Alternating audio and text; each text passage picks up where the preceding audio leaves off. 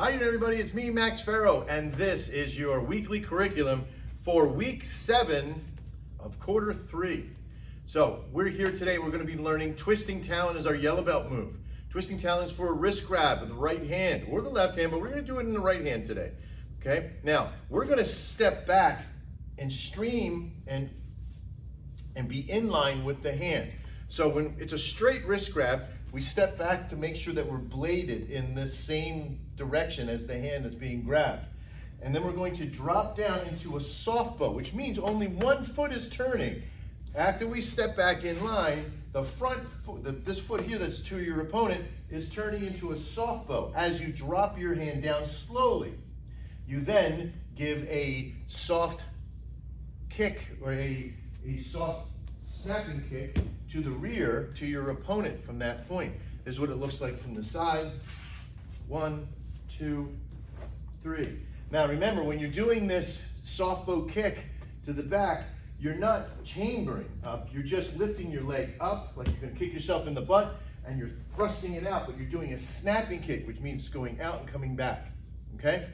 So version A, right hand, step back in line with the straight wrist grab, soft bow kick. Okay? Version B, they're cross grabbing, which means we're pulling your hand across your body just a little bit. But guess what now? Now you need to step in line with that, in that direction of the grab, okay?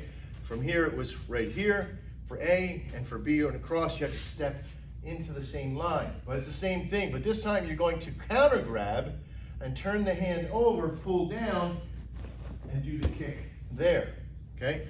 From the side here, step in line, pull down, kick. Now, you can choose to drop the foot down, or you can cross over and step out into a recover step, okay? So, that's twisting talon for our yellow belt move. The next move for our underbelt is referred to as knee lift. Now, this knee lift, if you check out the videos for this quarter down below, you'll see that when we practice with an opponent, they're not fully grabbing all the way around. Their left leg is forward when they grab you for the attack, okay? Their head is internal, this way. It's up against your body.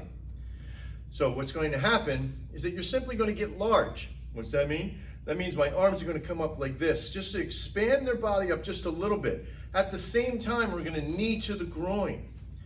But this is a multi-shifting move, okay? What this means is that I'm going to be doing a couple of things at the same time. Version of this process is very difficult to do on one part of it when we do the kick. But that's what we're also going to be doing in our Kenpo kitchen this week. So you get large, like this. Knee, and then you're going to push out. So let's try that all together. Out, knee, and push. Ready? And again. Okay? The reason why we do the push is because once we do, the knee comes up, push, you're going to turn to the side and kick.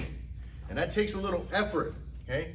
Bringing the knee up and shifting to the side like that, okay? From this side, what it looks like, knee comes up, and you shift, all right? And we're gonna use the bag here to practice this process when we do this kick later on. We're gonna face the bag, we're gonna bring our knee up, shift to the side, and we're gonna kick, okay? Now this is a shifting, what we call a shifting side kick from that position, all right? So knee lift, arms come out, knee comes up, hand pushes back, the person steps back, and you kick to the knee or to the leg on the person. Watch the opponent video down below. That's knee lift. This week's underbelt move for a brown belt for learning long 3 in your position for your kata is called crossing talon. And this crossing talon is for a wrist grab, cross wrist grab. And I'm putting it in because we have this wrist grab feel that's happening this last couple of weeks, okay?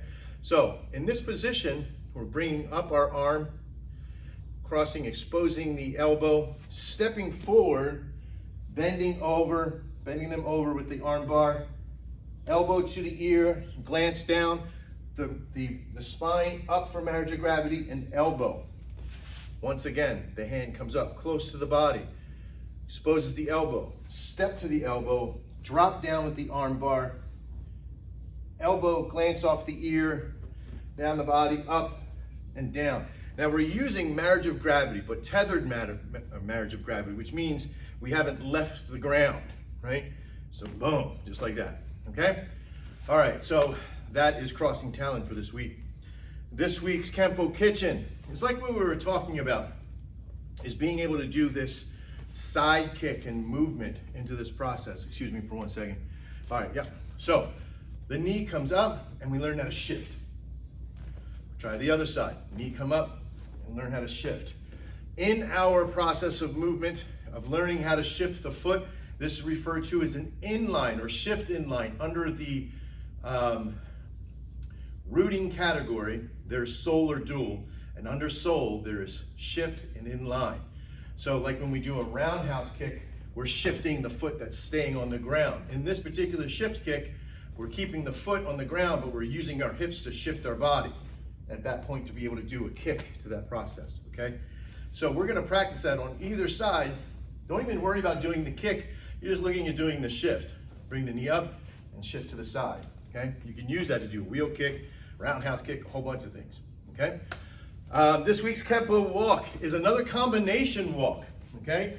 We're going to get into this process. From a fighting stance, we're going to step behind, okay, do a dancer step, step out, and then step forward, okay? So, once again, from a fighting stance, step behind, step out at an angle, and then step forward. Now, when we do this, when we do the cross behind, okay, I want you to chamber into a cup and saucer. Just like that, that same momentum. So when you're practicing this at home in your little space, if you have it, chamber for here first. And then when you step, I want you to bring the other hand out like you're doing an outward block, outward parry, chop, whatever you want this to be.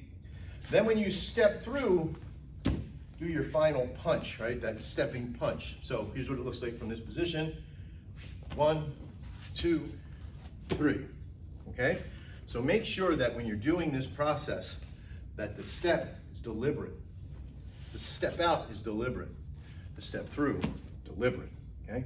Chambering, punching, whatever you need to do at that point.